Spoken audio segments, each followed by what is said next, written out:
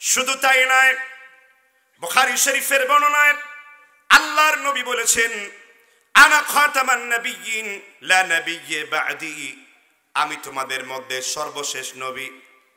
যেই ব্যক্তি আমি নবীকে সর্বশেষ মনে করবে না, আল্লাহর কসম, ইমামে আহলে সুন্নাত ওয়াল জামাতের আকীদা মোতাবেক ওই ব্যক্তি কাফের হয়ে যাবে। যেমনি ভাবে আমরা কাদিয়ানীদেরকে চোখ বন্ধ করে কাফের ফতোয়া দেই, কাদিয়ানীদের যারা কাফের মনে করবে না তারাও কাফের, কোনো সন্দেহ নাই।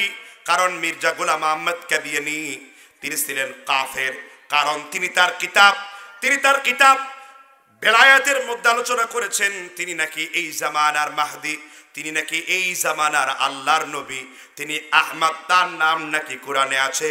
এই জন্য আমরা সকলেই মির্জা গোলাম আহমদ কাদিয়ানীকে কাফের বলে মনে করি। কারণ আমাদের আহলে হাদিস বা যাদেরকে আপনারা আহলে খবিস, যাদেরকে আপনারা ইহুদিদের দালাল বলে গালি দিয়ে থাকেন, আমরা মনে করি আল্লাহর নবী শেষ নবী। আবার বলে আমরা নাকি নবীর শাফায়াত বিশ্বাস করি না, মিথ্যা কথা। আমরা নবীর শাফায়াত বিশ্বাস তো দূরের কথা, আমরা মনে করি আল্লাহর নবীকে শাফায়াতে কুবরা দেওয়া হবে। সব নবীদের শাফায়াত করার জন্য মাকামে মাহমুদায় আল্লাহর নবী সিজদায় পড়ে যাবেন। এই জন্য আমরা মনে করি আল্লাহ কোরআনে বলেছেন, সমগ্র মানব জাতির নেতা আমার নবীকে দাঁড় করিয়ে দিয়েছি। সূরা বানী ইসরাইল ৭১ নম্বর আয়াতে আল্লাহ বলেছেন, ইয়াউমা নাদউ কুল্লা উনাসিম বিইমামিহিম, কিয়ামত পর্যন্ত সমস্ত মানুষকে তাদের নেতা সহকারে ডাকা হবে। আর মুসলমান জাতির নেতা প্লুটো নয়, মুসলমান জাতির নেতা অমুক তমুক ব্যক্তি নয়, মুসলমান জাতির নেতা হলো মুহাম্মদ রাসূলুল্লাহ সাল্লাল্লাহু আলাইহি ওয়াসাল্লাম। সুবহানাল্লাহ বলেন। লিকুল্লি হাদা আকবার লিশারফিন, বড় মর্যাদা হলো তাদের জন্য যারা প্রত্যেকটা জায়গায় আল্লাহ রাসূলের হাদিসকে অনুকরণ করে চলে। তাহলে এখন আমি রসুলকে এইভাবে মানি, বলেন আমি ভণ্ড না হক? কেউ যদি এই দাবি করে আমি রসুলকে মানি, রসুলের ইত্তেবা করি, রসুলের কথায় আনুগত্য করি, রসুলকে ভালোবেসে জাহান্নামে যদি যাওয়া লাগে জাহান্নামেও যেতে রাজি আছি, সে হক না বাতিল বলেন? আর যে ব্যক্তি এটাকে সন্দেহ পোষণ করে, শাক পোষণ করে, সাসপেনশন করে, তার সাথে ইসলামের কোন সম্পর্ক। তাহলে আমরা রসুলকে এইভাবে মানি, আমরা বিশ্বাস করি রসুল হলেন শাফায়াতে কুবরা, সর্বোচ্চ বড় দরজা আল্লাহ তাকে দান করবেন, আল্লাহর অনুমতি ক্রমে তিনি শাফায়াত করবেন।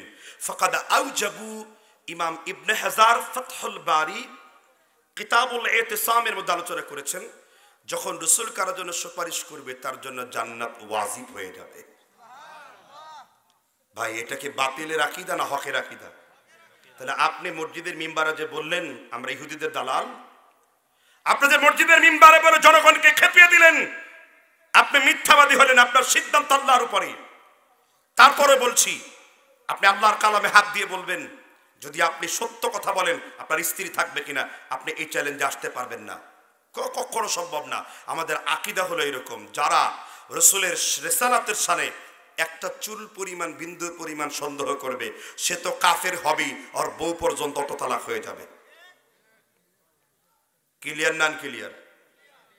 তাহলে রসুল সম্পর্কে আমাদের আকীদা এইরকম, হক না বাতিল? এবার আসেন মৌলিক আকীদা নিয়ে কথা বলি। সাহাবা সম্পর্কে আমাদের আকীদা কেমন? আমরা মনে করি রাদিয়াল্লাহু আনহুম ওয়া রাদু আন, যালিকা লিমান খাশিয়া রাব্বাহ। আল্লাহর সাহাবীদের উপর রাজি খুশি, সাহাবীরাও আল্লাহর উপর রাজি খুশি, আলহামদুলিল্লাহ। রাসূলের সাহাবীর সংখ্যা কত? কেউ বলতে পারলেন না। খুব বড় বড় ফতোয়া দেন, খুব বড় বড় বাতিল বলেন, ইহুদি বলেন। সিয়ারু আ'লামিন নুবালাতে ইমাম যাহাবী বলেছেন, বিদায় হজের ভাষণে রসুলের প্রায় ১৬ লক্ষ সাহাবা ছিলেন। মুজিজা হলো এই, আল্লাহর নবী প্রথম কাতারে যে বক্তব্য দিয়েছেন, আল্লাহর নবীর যুগে মাইক ছিল না, আল্লাহর নবীর যুগে স্পিকার ছিল না।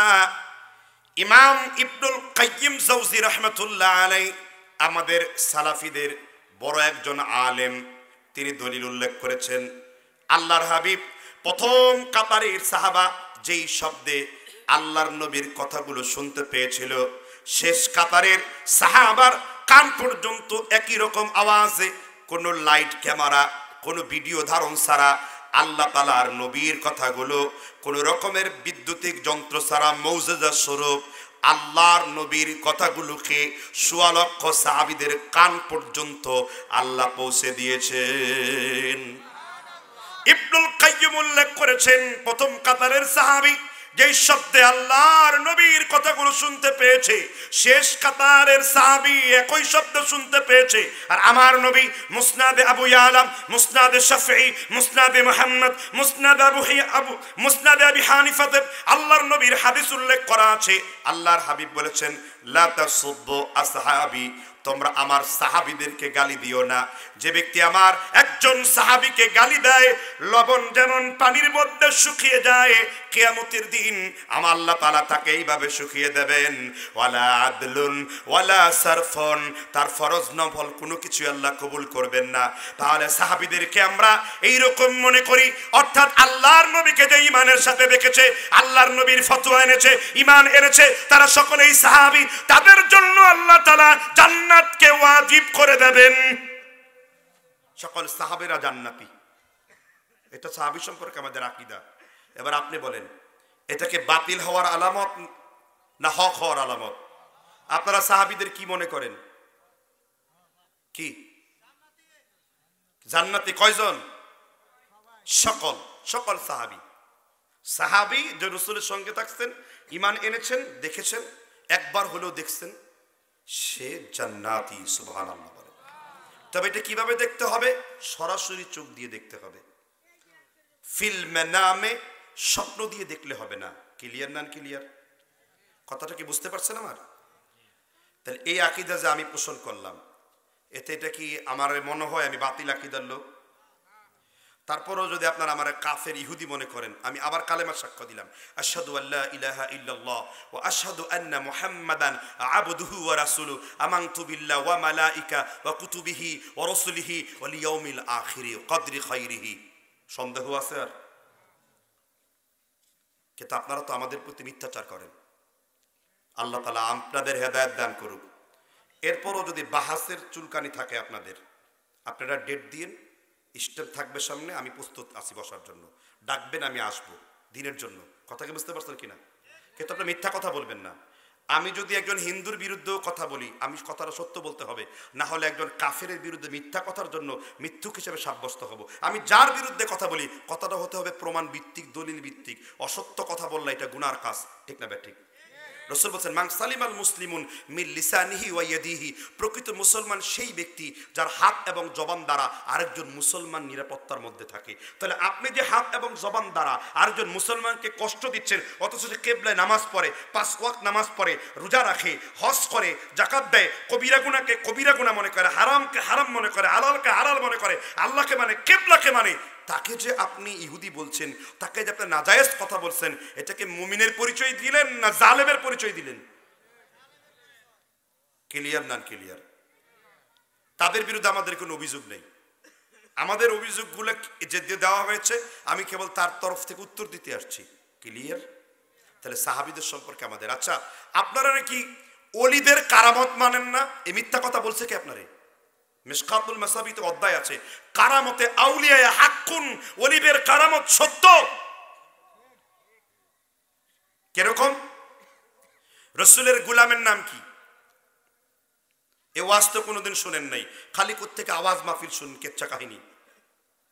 মিশকাতুল মাসাবিহ, আল্লাহর নবীর একজন খাদেম ছিলেন, আল্লাহর নবীর একজন গোলাম ছিলেন। আল্লাহর নবীর খাদেমের নাম হলো আনাস ইবনে মালিক রাদিয়াল্লাহু আনহু। তিনি আল্লাহর নবীর কি ছিলেন? তিনি 12 বছর আল্লাহর নবীর খেদমত করেছেন। আল্লাহর নবীর একজন গোলাম ছিল, সেই গোলামের নাম হলো সাফিনা রাদিয়াল্লাহু আন। কি নাম বলছি? সাফিনা। সাফিনা মানে হলো নৌকা।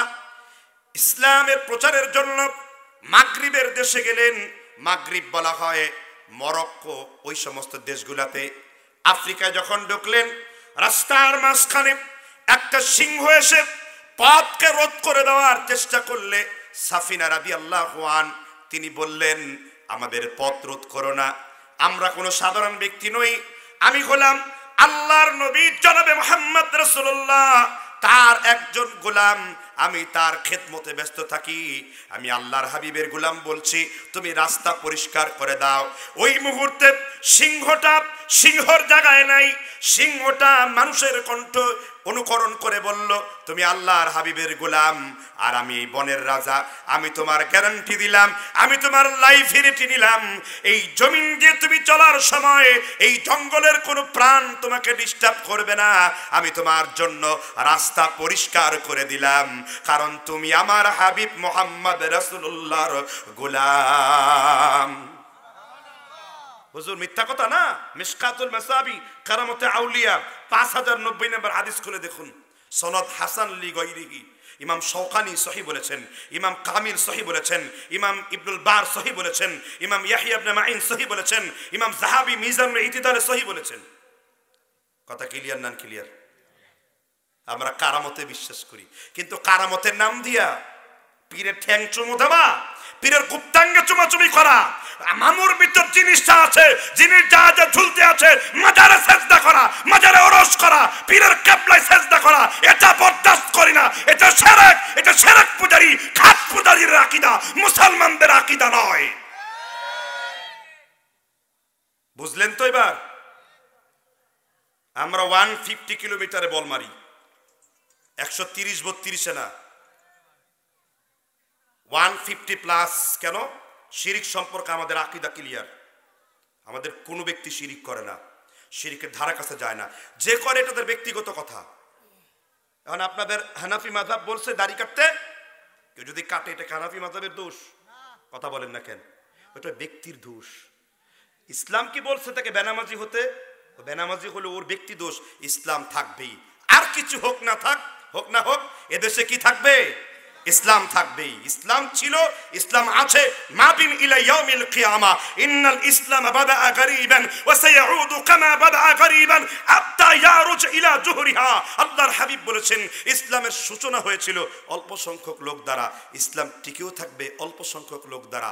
হাত্তা ইয়ারুজ ইলা জুহরিহা। সাপ যেমন গর্তের মধ্যে ঢুকে পড়ে, ইসলাম 2 মসজিদে ঢুকে যাবে, একটা মক্কার মসজিদ আর একটা মদিনার মসজিদ। বলতে শরম লাগে, খালি গান গায়, মন আমার কাদেরে প্রাণ আমার কাদেরে, যেতে সোনার মদিনা, যে মদিনা ধন্য হলো পে তোমার ঠিকানা। আমরা মদিনায় পাখি হয়ে যাওয়ার জন্য গান গাই না, আমরা সব জায়গায় মদিনার রাসূল, মদিনার হাবিবের অনুসরণ করে চলি। মদিনার নামাজ আমার নামাজ, মদিনার ইসলাম আমার ইসলাম, মদিনার রোজা আমার রোজা। মদিনার নবী মুহাম্মদ রাসূলুল্লাহ যা করেছেন আমি তা করতে চাই, এটা আমার জন্য সওয়াব না গুনার কাম। তাহলে আমরা কারামতে বিশ্বাস করি। আর কারামত কয় প্রকার? এও আস্ত শুনেন নাই, ট্যাপ করেন, রেকর্ড করেন। কারামত 3 প্রকার। কারামত কয় প্রকার? 1 মুজিজা, এটা নবীদের জন্য আল্লাহ দিয়েছেন। যেমন উদাহরণ দিই, আপনার বউ কয়জন? কেউ একটা ঘুরে ফিরলে এলাকায় হঠাৎ হাতে গোনা একজন ব্যক্তির 4টা 3টা করে বউ পাওয়া যাবে। আর সুলাইমান নবীর বিবি কয়জন ছিল? বলতে পারলেন না। বুখারী শরীফের বর্ণনায় সুলাইমান নবীকে আল্লাহ তাআলা 100 জন বিবি দিয়েছিলেন। সুলাইমান বললেন আজকে রাত্রিতে আমি 100 জন বিবির সাথে মিলন করব, আর 100 জন মুজাহিদ সন্তান হবে, তারা কাফেরদের বিরুদ্ধে লড়াই করবে। সুলাইমান বুখারীর বর্ণনায় 100 জন বিবির সাথে তিনি মিলিত হলেন, শুধুমাত্র একটা সন্তান হলো, বাকি 99 জন স্ত্রীর ঘরে কোনো সন্তান হলো না। সুলাইমান আফসোস হয়ে গেলেন, আপসেট হয়ে গেলেন।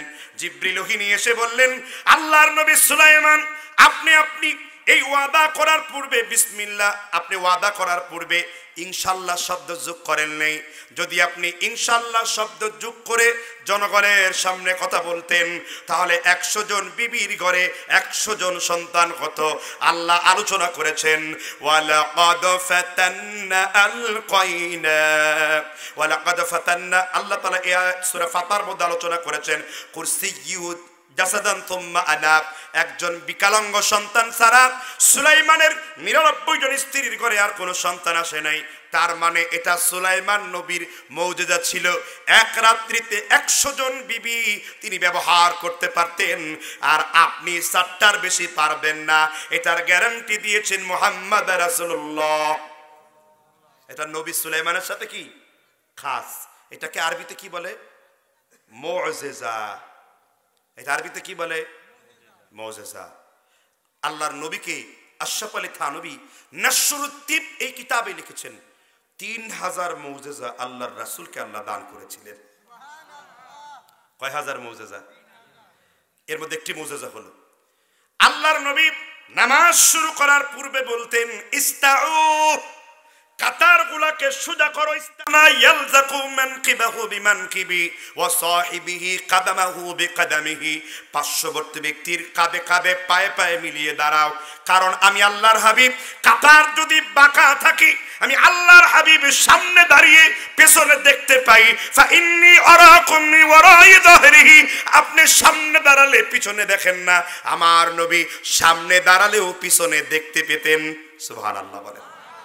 কিতাবুস সালাত 224 নম্বর হাদিস, সহিহুল বুখারী জিলদে আউয়াল 1 নম্বর খণ্ড, সহিহ বুখারী 24 পৃষ্ঠা, কিতাবুস সালাত, মাকতবায়ে রাসাত, দিল্লির ছাপ, যেটা আমি দেওবন্দে লেখাপড়া করেছিলাম। কথা কি মনে বুঝেন নাই? তাহলে এবার আপনি বলেন, মুজিজাকে অস্বীকার করলে সে মুসলমান না কাফের? এটা হলো মুজিজা। কেরামতের দ্বিতীয় প্রকার হলো কারামাত। কি? এটা সাহাবীদের দ্বারা করতে পারে, এটা তাবিঈদের দ্বারা করতে পারে, এটা আমার এই মুরব্বির দ্বারাও করতে পারে। এখন ওই যে পাগড়ি পরে যে আমার ভাই বসে আছে উনার দ্বারাও করতে পারে। কি বুঝেন নাই? কিছুদিন আগে করোনা আসলো 2019 সালে, তাই না? মিশরের একজন আলেম ডক্টর আব্দুর রশিদ আশরারি, কি নাম বলছি? আব্দুর রশিদ আশরারি, একটা খ্রিস্টানদের সাথে ডিবেট প্রতিযোগিতা চলছিল, সব ধর্মের লোকেরা একত্রিত হলো। তো খ্রিস্টানরা তাকে প্রশ্ন করলো, তোমার নবীজি বুখারী শরীফে বলছেন যে ব্যক্তি সকালবেলায় 7টা আজওয়া খেজুর খাবে তাকে কোনো জাদু টোনা এবং বিষ স্পর্শ করবে না, তুমি ওই 7টা আজওয়া খেজুর খাইয়া তুমি প্রমাণ করো। তো আলহামদুলিল্লাহ আব্দুর রশিদ আশরারি মনে মনে দোয়া করলেন, আল্লাহ তুমি আমাকে কাফেরদের সাথে এই ডিবেটে জিতাইয়া দাও, কারণ আমার লজ্জা মানে গোটা মুসলিম জাতির লজ্জা। তিনি 7টা আজওয়া খেজুর খাইলেন, 1 বোতল না 2 বোতল অ্যান্ড্রিল, সবচেয়ে ভয়ঙ্কর বিষ ডক করে পান করলেন। বলেন আরো একটা দাও, আর একটা খাই। হয় না, তুমি পাস। এর পরের দিন শুক্রবারে, যে আজকে এরকম বৃহস্পতিবারে, পরের দিন শুক্রবারে মিশরের জাতীয় মসজিদে সেটি খুতবা দিয়েছেন। আল্লাহ তাআলা ওই সময় ওই লোককে কি দান করেছিলেন?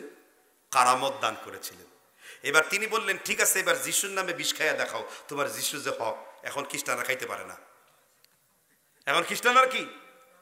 কারণ তার বিশ্বাস ছিল আমার নবীজি যা বলেছেন কালা সাদাকা রাসূলুল্লাহ, রাসূলের কথায় একটা চুল মিথ্যা হতে। এটার নাম ঈমান। এটার নাম কি? আমরা এই কারামত বিশ্বাস করি। এবার আপনারা বলুন, এই বিশ্বাস করলে কোন একজন ব্যক্তিকে লামাযহাবী, ভণ্ড, ইহুদিদের দালাল এই শব্দ কি বলা যায়? আমি তো এই আকীদা বিশ্বাস করি। যারা আপনাকে দাওয়াত দিয়েছেন, আমরা তো এগুলাই শিখাই যুবকদেরকে। আমরা তো এর বাইরে কোনো কিছু শিখাই না। তাহলে আপনি আমাকে কেন ভণ্ড বলবেন? সুযোগ আছে ভণ্ড বলার। আর আরেকটা কারামতকে বলা হয় ইস্তেদরাস। কি বলছি? ইস্তেদরাস। এটা কার দ্বারা সংগঠিত হয়? শয়তান দ্বারা সংগঠিত হয়। কার দ্বারা?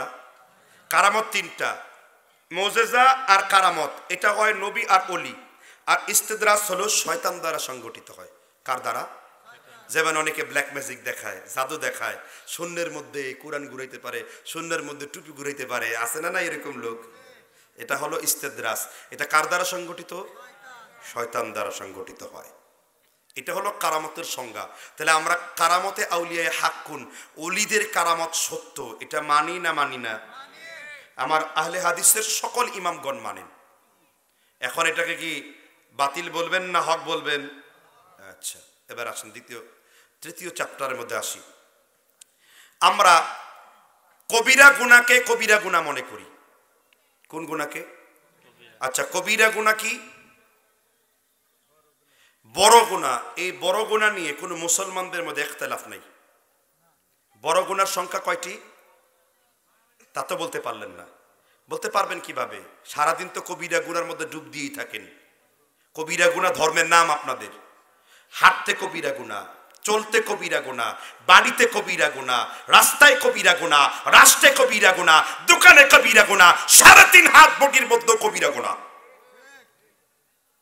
মাসিয়াত গুনাহ বলা হয়। কবিরা গুনাহ মানে হলো বড় গুনাহকে বলে। কোন গুনাহকে বলে? বড় গুনাহকে বলে। কেউ যদি বড় গুনাহ করে সে তওবার দ্বারা আল্লাহর কাছে ক্ষমা পাবে। তওবা ছাড়া কবিরা গুনাহ মাফ হবে না। এই কথাটা আমি বলি নাই। 1000 বছর আগে ইমাম জাহাবি গুনাহে কাবায়ের কবিরা গুনাহ নিয়ে একটা বই লিখছেন। কবিরা গুনাহ 2 রকম শাস্তি হতে পারে। এক প্রকার কবিরা গুনাহ চিরজীবনের জন্য জাহান্নামে থাকবেন, আর আরেক প্রকারের কবিরা গুনাহ জাহান্নামের আযাব ভোগ করে আবার কোথায় আসবেন? ইন্নাল্লাহা ইয়াখরুজুন নাস মিনান নার ইয়াদখুলুল জান্নাহ। মুসলিম শরীফের 104 পৃষ্ঠায় এসেছে যে মানুষ আবার কবরের আযাব ভোগ করে, জাহান্নামের আযাব ভোগ করে আবার কোথায় আসতে পারবে? জান্নাতে আসতে পারবে। তাহলে এই আকীদাটা কি খারাপ না ভালো? তাহলে কবিরা গুনাহ কি দ্বারা মাফ হয়? জোরে বলেন। আল্লাহর হাবিব বলেছেন, আত-তাইব মিনাদ যামবি কামান লা যামবা লাহু। আল্লাহর কোন বান্দা, আল্লাহর কোন বান্দি যদি গুনাহ থেকে তওবা করে, আল্লাহ তাআলা তাকে জন্মভূমির শিশুর মতন পবিত্র বানায়া দেন। ইমাম গাজালি নাম শুনছেন তো? ইমাম গাজালি, আপনারা যাকে গাজ্জালি বলেন, ইমাম গাজালিকে গাজ্জালি বললে তাকে বেয়াদবি করা হয়। শব্দটা কি? ইমাম গাজালি। ইমাম কি? হুজুর গাজালি কেন বলা হয়? গজাল শব্দের অর্থ হলো হরিণ। ইমাম গাজালির এই চোখগুলা হরিণের মতো সুন্দর ছিল, এই জন্য তাকে গাজালি বলা হয়। সুবহানাল্লাহ বলেন। ইমাম গাজালি লিখেছেন, প্রশ্ন করেছেন। একটা প্রশ্ন আপনাদেরকে করি, এর উত্তর আপনাদেরকে শিখিয়ে দেই। আমরা শ্রেষ্ঠ না মানব, নাকি ফেরেশতারা শ্রেষ্ঠ? কারা শ্রেষ্ঠ? আমরা কি জন্য, মানুষ কি জন্য শ্রেষ্ঠ বলেন তো? বলতে পারলেন না। আজকে এই হেদায়েতপূর্ণ আলোচনা শুনে নেন। মানুষ শ্রেষ্ঠ এই জন্য, মানুষের গুনাহ আছে আর মানুষের তওবা আছে। ফেরেশতার কোনো গুনাহ নাই আর ফেরেশতার কোনো তওবাও নাই। আমরা শ্রেষ্ঠ, আমাদের গুনাহ আছে আর কি আছে? ফেরেশতার কোনো গুনাহ নাই, ফেরেশতার তওবাও নাই। আর তওবার কারণে আমরা গুনাহগার থেকে নফসকে মুতমাইন্না করে যেতে পারি। আমাদের মৃত্যুর সময় ফেরেশতারা 2 ভাবে ডাক দেয়। এক দলকে ডাক দেবে, ইয়া আইয়াতুহান নাফসুল মুতমাইন্না, হে প্রশান্ত আত্মারা, যারা তাদের কলবকে বেদাত মুক্ত, শিরিক মুক্ত, কবিরা গুনাহ মুক্ত, সুদ মুক্ত, যৌতুক মুক্ত, টাকনোর নিচে কাপড় পরা মুক্ত, দাড়ি কাটা মুক্ত, জমিনের আইল ঠেলা মুক্ত, সব জায়গায় কবিরা গুনাহ করে মুক্ত করে রাখতে পেরেছে, এই ব্যক্তিদেরকে ফেরেশতারা সালাম দেবে। আল্লাহর হাবিব বলেছেন, আল মাউতু তুফাতুল মুমিনিন, কারণ মৃত্যুটা হলো মুমিনের জন্য হাবিয়া। মুআজ ইবনে জাবাল বলেছেন, একটা পাত্র থেকে একটা গ্লাসে পানি ঢাললে যেই রকমের আরামে হরণ করা হয়, মালাকুল মউত একজন মুমিনের মৃত্যু রূহটাকে ওইভাবে সাথে সাথে কবুল করে নেন। এই জন্য যারা মুমিন তাদের মৃত্যুতে চিন্তা নাই, ভাবনা নাই। ইন্নাল আবদা ইদা উদিআ ফি কবরিহি ওয়া তাওয়াল্লা 70 দিরান কাল কমারি লাইলাতাল বদরি। আল্লাহর নবী বলেছেন, যখন কোন মুমিন কবর দেশে চলে যায়, তার কবরকে 70 গজ বাড়িয়ে দেওয়া হয়, আর পূর্ণিমার চাঁদের মতন তার কবরকে উজ্জ্বল করে দেওয়া হয়। সুনানে তিরমিজি 1650 নম্বর হাদিস বললাম। কি বুঝলেন? ওয়াজ কাকে বলে, কত প্রকার কি কি আজকে শিখে রাখেন। নাম বলতে হবে, চিরজীবনে কানকে খাড়া করাতে হবে যে অমুক একজন ব্যক্তি এসে এই বক্তব্য দিয়ে গেছিলেন। চ্যালেঞ্জ রইল, বাংলাদেশের লোকেরা আমাদের কথা কেন শুনে জানেন? আমরা প্রত্যেকটা কথা রেফারেন্স দিয়ে বক্তব্য করি। কোন বুজুর্গের কিচ্ছা বলেছে এই পর্যন্ত? বলেন কোন পীরের নামে কথা বলেছে এই পর্যন্ত? কোন রাজনীতির বক্তব্য দিয়েছে এই পর্যন্ত?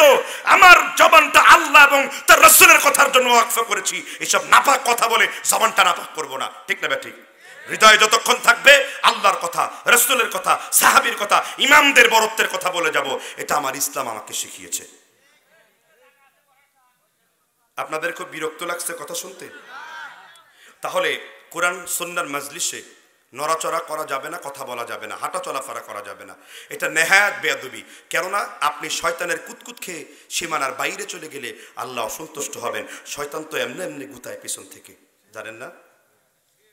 প্রত্যেক মানুষ জন্মাবার সময় শয়তান কয় আঙ্গুলে গুতা মারে? কুজদির এটাও কি কথা? রসুলের হাদিস বুখারীতে শয়তান 2 আঙ্গুলে গুতা মারে। ইল্লা ঈসা ইবনে মারিয়াম, ঈসা নবী আর মরিয়মকে শয়তান 2 আঙ্গুলে গুতা মারতে পারে নাই। আর আল্লাহ রাসূলের তো প্রশ্নই আসে না। আল্লাহ রাসূলের কি মানে কোনো নেগেটিভ সাইড রাসূলের দিকে দেওয়া যাবে না। কথা বুঝতে পারছেন কিনা? কোনো গুনার দায়ভার রাসূলের উপর দেওয়া যাবে না। যারা বলবে নবীজি গুনাহগার তারা কাফের, তাদের বউ অটো তালাক। কোনো ভুল নবীজির দিকে দেওয়া যাবে না। নবীজি ইনসানে কামেল, সব দিক থেকে পরিপূর্ণ,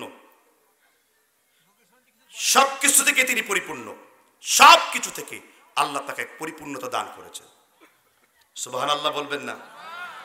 তাই এবার আপনারা বলুন, আমাদের আকীদা এটা কি এই যে সাহাবী সম্পর্কে কবিরা গুনাহ সম্পর্কে, একটা কবিরা গুনাহ করলে আপনি জাহান্নামী হবেন, তওবা করলে আপনি মাপ পাবেন। আল্লাহ তাআলা বলেন তুবু ইলাল্লাহি জামিআন আইয়ুহাল মুমিনুন, হে ঈমানদারগণ তোমরা সকলেই মিলে তওবা করো। মুসলিম শরীফে 96 পৃষ্ঠায় এসেছে ইন্নাল্লাহা আযজা ওয়া জাল্লা ইয়াকবালু তাওবাতা মা লাম ইউগরগির, মৃত্যুর গড়গড়া আসার পূর্ব পর্যন্ত বান্দার তওবার দরজা আল্লাহ চালু রাখেন। সুবহানাল্লাহ। 10 লক্ষ হাদিসের মুহাদ্দিস, হাফিজুল হাদিস, শাইখুল আল্লাম, মুমতাজুল মুহাদ্দিসিন, মুনাদারান লাহু, পৃথিবীর সর্বশ্রেষ্ঠ মুনাদির ইমাম আহমদ ইবনে হাম্বল রহমতুল্লাহ আলাইহি, তার পুত্রর নাম হলো ইমামে আব্দুল্লাহ। ইমাম হাম্বল যখন মৃত্যুর কোলে ঠেলে পড়েছেন, ইমাম হাম্বল আঙ্গুল দিয়ে বলছেন একটি কথা, লা বা'দা লা বা'দা লা বা'দা, এখনই নয়, এখনই নয়, এখনই নয়। আবার জ্ঞান ফিরে এসেছে। তার ছেলে আব্দুল্লাহ বলল, বাবা আপনি কাকে বললেন এখনই নয়, এখনই নয়? ইমাম হাম্বল বললেন, আমাকে শয়তান সর্বশেষ সাকরাতুল মাউত, মৃত্যুর সর্বশেষ স্তরকে বলা হয় সাকরাতুল মাউত। শয়তান দূর থেকে বলল, হে ইমাম সাহেব আপনি তো আমার হাত থেকে ফসকে বের হয়ে গেলেন। ইমাম হাম্বল বললেন, লা বা'দা লা বা'দা, যেই পর্যন্ত আমি মৃত্যুবরণ না করব, আল্লাহ তা'বুদু শাইতান ইন্নাহু লাকুম আদুউম মুবিন, তোমার সাথে আমার এই লড়াই বন্ধ হবে না। আমি মৃত্যুবরণ করার সাথে সাথে তোমার ওয়াসওয়াসা থেকে আল্লাহ আমাকে মুক্তি দান করে দেবেন। হুজুর কোন কিতাবে এসেছে? খুলুন কিতাবুস সুন্নাহ মুকাদ্দামার 7 নম্বর পৃষ্ঠায় ইমাম আব্দুল্লাহ লেখা কিতাব। ইমাম হাম্বলের ছেলের নাম কি? ইমাম আব্দুল্লাহ, বাবার মতে বিখ্যাত ছিলেন। সুবহানাল্লাহ বলেন। তাহলে আমরা সকল কিছুই মানি, তাহলে আপনারা যে বিরুদ্ধচারণ করেন আমাদের জন্য, এটা কি বলেন আপনারা কি জেনে বুঝে করছেন? দেখেন মসজিদের মতো একটা মিম্বারে পবিত্র জায়গায় দাঁড়ায় বলছে আমরা নাকি ফরজ গোসল, কি ফরজ গোসল হলে পরে অপবিত্র অবস্থায় নাকি নামাজ পড়ানোকে জায়েজ মনে করি। কোন মুসলমান এই কথা বিশ্বাস যদি কেউ করে, আর কেউ যদি অপবিত্র অবস্থায় আল্লাহকে সিজদা করে, তাহলে বারহাক সমস্ত আলেম মুফতাবিহিল কওল ওয়া আলাইহিল ফতোয়া, সব আলেমরা একমত, সকল মতের আলেমরা একমত, সে ব্যক্তি কাফের। সে ব্যক্তি কি? এই আকীদা আমরা লালন করে যদি মসজিদের মিম্বারে বসে জনগণকে বলে আমরা নাকি বলি যে ফরজ গোসল হলে নাকি গোসল না আদায় করো নামাজ পড়া জায়েজ, তাহলে এটা সত্য কথা না মিথ্যা কথা? আমাদের তার জিম্মাদারি নেওয়ার দরকার নেই, তার জিম্মাদারি আল্লাহ নিয়েছেন। লা'নাতুল্লাহি আলাল কাযিবিন, মিথ্যুকের উপরে কার অভিশাপ? সূরা ইমরান আয়াত নাম্বার 41 আল্লাহ আলোচনা করেছেন। এই কথাগুলো মসজিদের মিম্বারে বলে।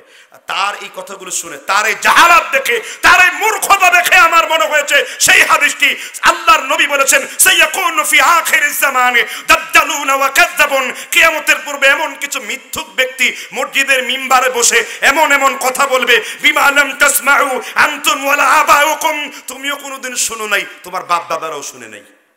মানে বানিয়ে বানিয়ে হাদিস বলবে। কোন কিতাব? মুসলিম শরীফ 1 নম্বর খণ্ড 100 নম্বর পৃষ্ঠা, মাকতাবায়ে রাশাদ, দিল্লির ছাপ, দিল্লির পেজ থেকে 1892 সালে নুসখা অনুযায়ী বলছি। মুসলিম শরীফ হাদিস, বুখারীতে এসে হাদিসটি সহিহাইনে। ক্লিয়ার নান ক্লিয়ার? তাহলে মসজিদের মিম্বারে বসে নিজেদের ভাইদের বিরুদ্ধে এসব মিথ্যা কথা বলতে আমরা বিচার আল্লাহর কাছে দিয়ে দিয়েছি, ঠিক না ঠিক? আর দুনিয়ায় আমি জনতার হাতে ছেড়ে দিয়েছি। আল্লাহর কসম, আল্লাহর কসম, আমার স্ত্রী তালাক হয়ে যাবে যদি আমার আহলে হাদিসের কোন ইমাম যদি লিখতো এই কথা। আর আমরা ফতোয়া দিয়েছি, আমাদের কিতাব খোলো বেটা, দলিল খোলো। নায়রুল আউতারে 1100 বছর আগে ইমাম শাওকানি ফতোয়া দিয়ে গেছেন, কেউ যদি জুনুবি অবস্থায়, নাপাক অবস্থায় সিজদা করে সে কাফের হয়ে যাবে। আর আমাদের বিরুদ্ধে তোমরা এই কথা বলছো? সব মিথ্যা কথা না সত্য কথা বলেন? একজন মুসলমান কোনদিন এসব বিশ্বাস করতে পারে? বলেন, হৃদয়ে হাত দিয়ে বলেন, কোন মুসলমানের এই আকীদা আসতে পারে যে ফরজ গোসলের অবস্থায় গোসল না করে সে নামাজ আদায় করাবে? তোমরা করাও চাকরির ভয়ে, কমিটির ভয়ে। তোমাদের বিরুদ্ধে লেয়াতাপের অভিযোগ ওঠে, ছোট ছোট বাচ্চাদেরকে নিয়ে কি কি করো, এগুলো নির্লজ্জ কথা বলতে চাই না, কারণ থুতু মারলে উপরের নিচের দিকেই আসে, তাই বলতে চাই না আমি ওসব কথা। আমি সে মহামতি হুজুরকে বলছিলাম একটু আসার জন্য, পাইনি তাকে বলে দেবেন সে যেই হোক, ক খ গ গ উম্মচ, যে আপনি সত্য কথা দলিল সহকারে বলেন। আমি যা বলছি দলিল, আমি দলিল আসার আগে আমি এই মুরব্বীর সামনে সব আরবি কিতাব খুলে রাখছি। আমি এখানে নিয়ে আসলে এটা রিয়া হইতো যে খুব কিতাবের কিবর করে, ঠিক না ঠিক? কিবর হইতো, আমি এই জন্য আনি নাই, কারণ আপনারা দলিল বুঝবেন না, দলিল বুঝবে আলেম উলামা। হুজুর এই কিতাবটা পড়েন তো দেখি, আপনি কিতনা বড় আলেম, पढ़ा जाओ ये किताब, क्या लगता है ईमानदार से ये किताब है, तुमको क्या बुजुर्गी है, তোমার বুজুর্গি কি কিতাবটা পড়ো তুমি। কথা কি বুঝতে পারছেন কিনা? কাজেই আমি দলিলের সাথে কথা বলছি, প্রত্যেকটি কথা আপনি বিশ্বাস রাখেন। আমরা এই আকীদা পোষণ করি না, মিথ্যা কথা। আরেকটা ইলজাম দিছে, 30টা অভিযোগের দ্বিতীয় অভিযোগের জবাব দিচ্ছি। আমরা নাকি বলছি বিসমিল্লাহ ছাড়া পশু জবাই করলে এই পশু নাকি হালাল। কি নাউজুবিল্লাহ কইবেন না ইন্নানিল্লাহ কইবেন? যদি এইগুলো শুই না আত্মহত্যা জায়েজ থাকতো তাহলে বলতাম যে ভাই কচু গাছে আত্মহত্যা করেন আপনারা। আর আল্লাহর রাসূল কি বলেন দেখেন, ইবনে আব্বাস বলেছেন সামি'তু রাসূলুল্লাহ সাল্লাল্লাহু আলাইহি ওয়াসাল্লাম ইয়াকুল, আমি আল্লাহর নবীকে বলতে শুনেছি, মান যাবাহা বিগাইরিল্লাহ ফাকাদ আশরাকা, কেউ যদি আল্লাহ ছাড়া কারো নামে জবাহ করে সে শিরক করবে। মান নাযারা বিগাইরিল্লাহ ফাকাদ আশরাকা, আল্লাহ ছাড়া কারো জন্য যদি মান্নত করে সেও শিরক করে। পীরের নামে গরু, ছাগল, পাঠা, ভেড়া, এগুলো গরুর দরবার, পাঠার দরবার, ছাগলের দরবার, শয়তানের দরবার, পাগলের দরবার হতে পারে, আল্লাহর দরবার হতে পারে না। রসুলের কবরে কি আছে গরু, ছাগল, পাঠা? রসুলের চাইতে বড় বুজুর্গ কেউ আছে? রসুলের চাইতে বড় আল্লাহওয়ালা কেউ আছে? তার দরবার এগুলো উঠে না কেন? আমরা দান করব কার সন্তুষ্টির জন্য? আমরা জবেহ করব আল্লাহর জন্য। আর খাওয়াবো কেন? এই গোলামরা যাতে আল্লাহর প্রশংসা করে, যে উদ্দেশ্যে খাওয়ালে ওই ব্যক্তির জন্য যেন দোয়া করে। যেমন আমরা অনেক সময় মান্যতের ছাগলের খাসি আমরা গরিবদেরকে খাইয়ে দেই, উদ্দেশ্য হলো গরিব মানুষ খেয়ে আমার জন্য একটু দোয়া করে দেবে। ক্লিয়ার নান ক্লিয়ার? এরপরেও যে কিভাবে আপনারা এগুলো বলেন বুঝে আসে না। কোনো মুসলমান কি কথা বলতে পারে যে মানে বিসমিল্লাহ ছাড়া? আর মুসলমান জবেহ করা তো দূরের কথা, রাসূল সাল্লাল্লাহু আলাইহি ওয়াসাল্লাম 2 জন বাদশার কাছে বিসমিল্লাহ লিখে চিঠি পাঠিয়েছেন। এক হলো ইরানের বাদশা, আর একটা হলো সম্রাট হেরাক্লিয়াসের বাদশা, রোমানের বাদশা। রোমানের বাদশা হেরাক্লিয়াস আল্লাহ রাসূলকে ভালোবাসতেন, তিনি বিসমিল্লাহ সম্বলিত চিঠিটা জমায়ে রাখছিলেন নিজের কাছে, ততদিন পর্যন্ত তার বাদশাহী ধ্বংস হয় নাই। আর ইরানের বাদশা এরকম চিঠিটা ছিঁড়ে ফেলছিলেন, রাসূল সাল্লাল্লাহু আলাইহি ওয়াসাল্লামের এই অপমান করার কারণে তার সালতানাত টুকরো টুকরো হয়ে নৃশংসভাবে সে মারা গিয়েছিল।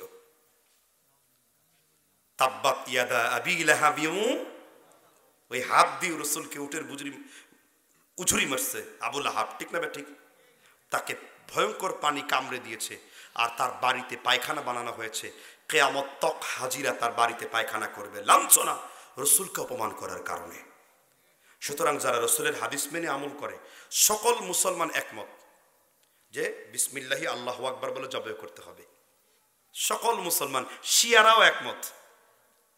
কার নামে জবাই করতে হবে?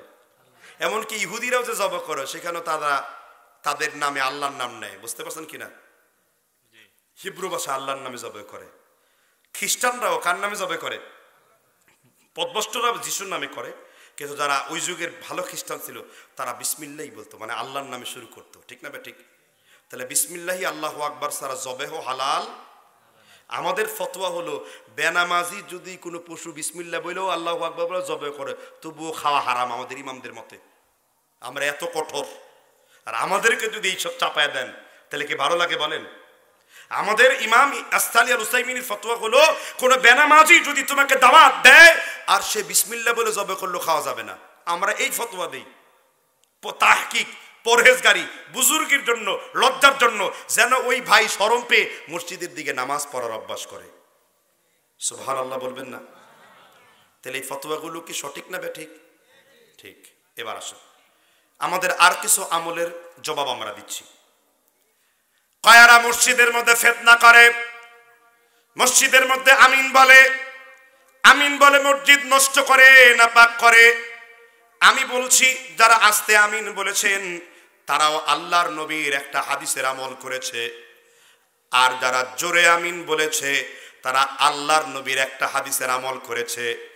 এই দুই হাদিসই তিরমিজি শরীফের মধ্যে রয়েছে। কোন কিতাবে? আগে আস্তে আমিনের হাদিস বলে নেই। ও আন ওয়াইল ইবনে হুজুরিন রাদিয়াল্লাহু আন সাল্লাইতু মা'আন নবী সাল্লাল্লাহু আলাইহি ওয়াসাল্লাম। ওয়াইল ইবনে হুজুর বলেছেন আমি আল্লাহর নবীর সাথে নামাজ পড়লাম।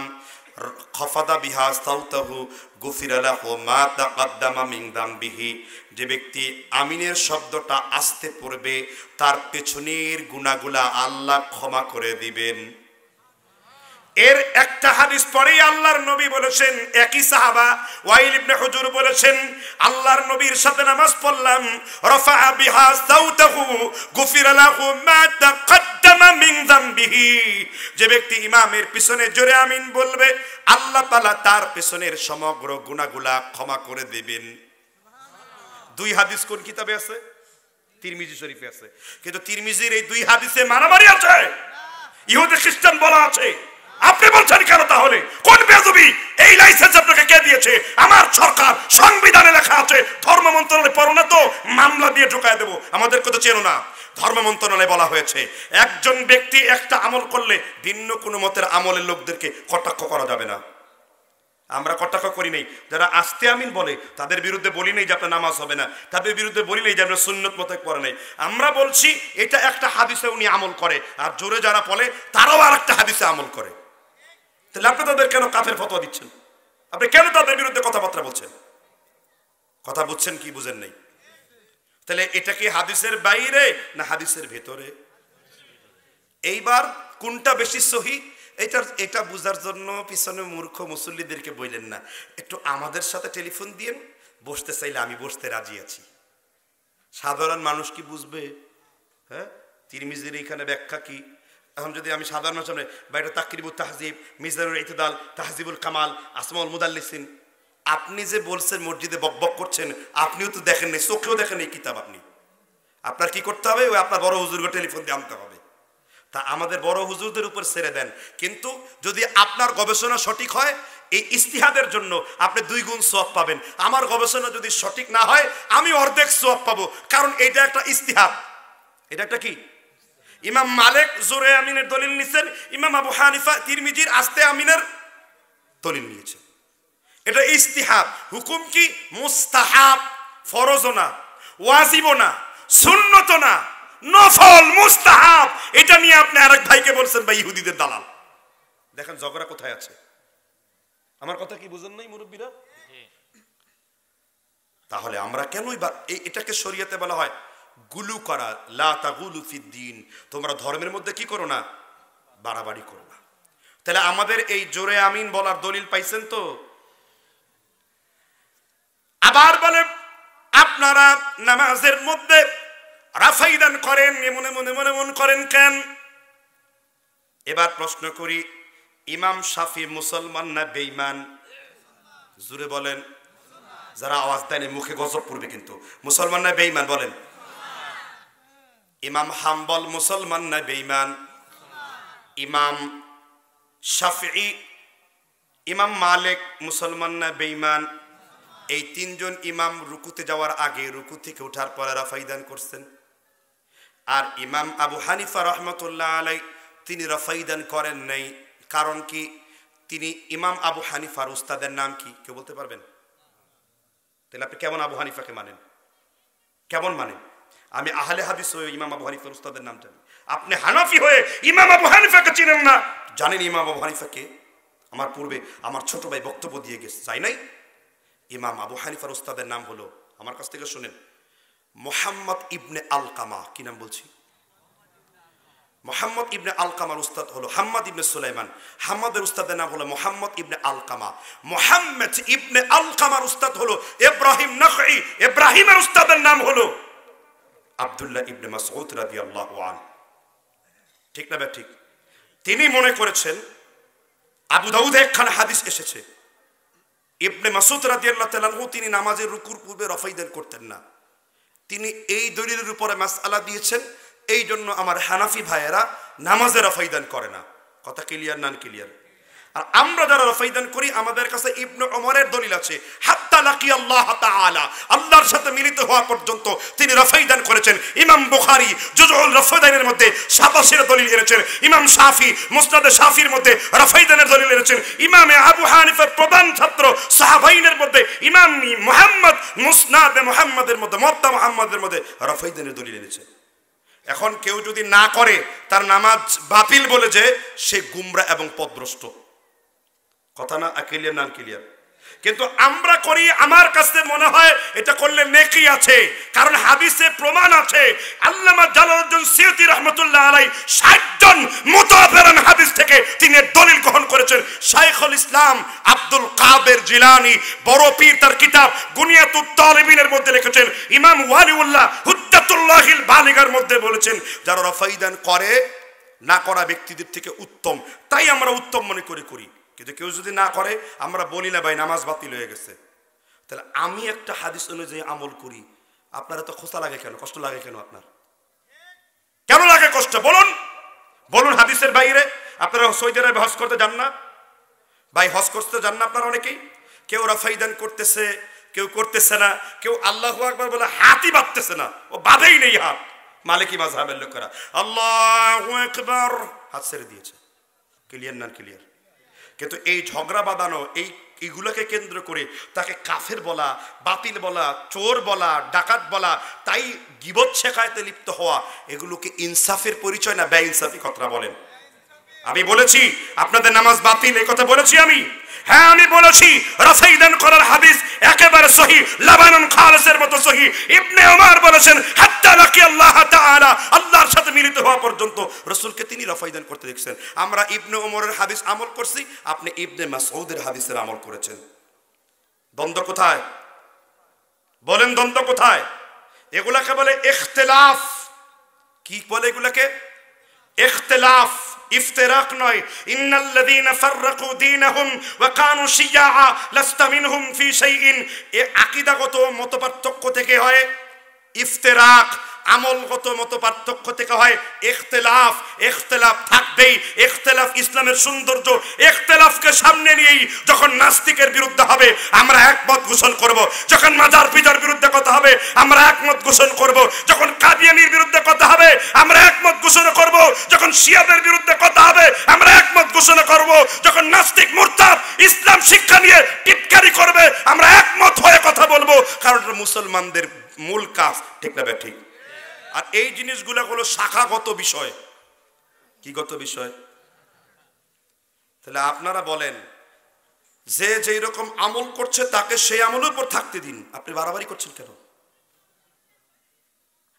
আল্লাহ তাআলা আমাদের বুঝবার তৌফিক দান করুন। খুব কষ্ট লাগতেছে? এবার আসেন পর্দার ক্ষেত্রে আমাদের ধারণা কি? এই যে আমাদের মা বোনরা যারা আহলে হাদিস বলেন, আপনারা আমাদের মা বোনরা কি পর্দা করে না? প্রথম কথা হলো, যারা মুখমণ্ডল হাতের কবজি খোলা রাখার ফতোয়া দেয়, আমরা তার মুখে জুতা মারার ফতোয়া দেই। কথা বুঝেন নাই? যারা মুখমণ্ডল হাতের কবজি পায়ের কবজি পর্দার ক্ষেত্রে খোলা রাখতে বলে, আমরা তাদেরকে জুতা মারার ফতোয়া দেই, তাদের মুখে জুতা মারতে হবে, কারণ এটা একটা মিথ্যা কথা। ক্লিয়ার নান ক্লিয়ার? দলিল আমাদের হুজ্জত হলো, আমাদেরকে মাপতে গেলে আমাদের আকাবিরদের কিতাব পড়তে হবে। আপনাদের আকাবির যেমন আশরাফ আলী, আপনাদের আকাবির যেমন আব্দুর রশিদ গাঙ্গুহি, আপনাদের আকাবির যেমন হাজী আমদাদুল্লাহ মুহাজ্জির মক্কি, আপনাদের আকাবির যেমন কারামত আলী জোনপুরি, আমাদের আকাবির ইবনে তাইমিয়া, আমাদের আকাবির ইবনুল কাইয়িম, আমাদের আকাবির ইমাম বুখারী, আমাদের আকাবির ইমাম মুসলিম, আমাদের আকাবির ইমাম শাফঈ, আমাদের আকাবির ইমাম আহমদ, আমাদের আকাবির ইমাম শৌকানি, আমাদের আকাবির ইমাম জুরআ, আমাদের আকাবির ইমাম যাহাবি, আমাদের আকাবির ইমাম কামিল রাহিমাহুল্লাহ। আমরা তাদেরকে আকাবির মানি, আমাদের মুরব্বি মানি। কথাকে বুঝতে পারছেন কিনা? আমরা তাদের কিতাব থেকে দলিল দিয়ে আলোচনা করি। এবার আসল পর্যালোচনা করি, মুখমণ্ডল ঢাকা জায়েজ না না জায়েজ? আর মুখমণ্ডল খোলা রাখা?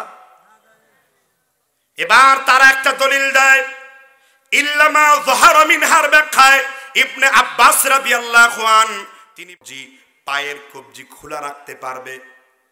কে বলছেন? ইবনে আব্বাস। তিনি আল্লাহর হাবিবের কি হন? হ্যাঁ, আল্লাহর হাবিবের কি হন? হ্যাঁ ভাই, না আল্লাহর হাবিবের চাচাতো ভাই ইবনে আব্বাস রাদিয়াল্লাহু আনহু।